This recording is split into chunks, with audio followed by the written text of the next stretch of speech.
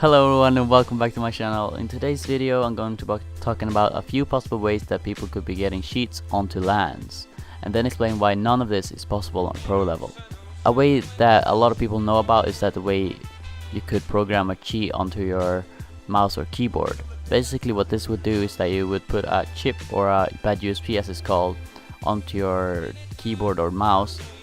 And what this lets you do is that as soon as you plug in your device and it will install the drivers, you can have it install a cheat on your computer as well.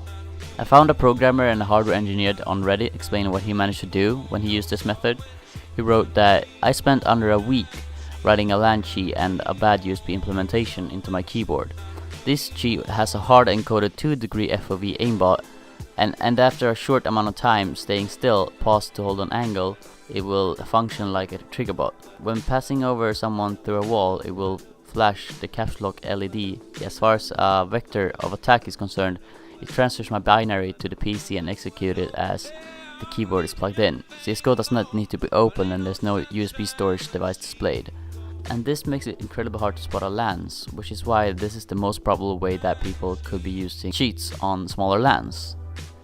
Now that I've talked about the first way, the second way that people could be getting cheats on the LAN PCs is through Steam Workshop maps.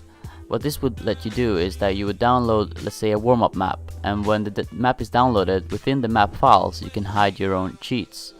Then all the person at LAN needs to do is open up the map and from there on start the cheat. Now I want to mention that this would require WinRAR or 7-zip, but I want to guess that at smaller LANs they will probably end up having it on their PCs.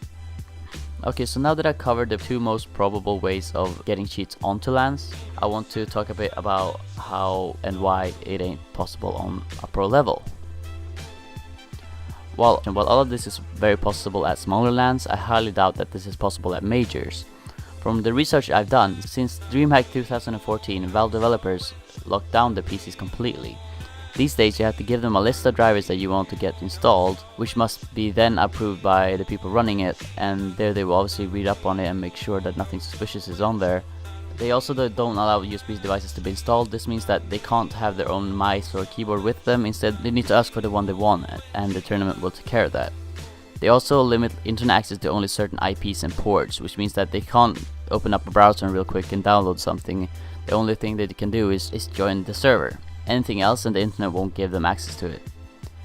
That being said, if pros aren't playing on LAN, let's say that they're playing a bit of FaceIt or perhaps at online events, then they could theoretically be cheating.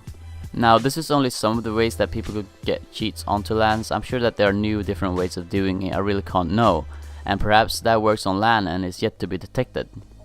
But now you know a little more to go up against those filthy hackers. Feel free to come up with ideas on what I should upload next. I hope this video was helpful, and I'll see you in the next video. Bye.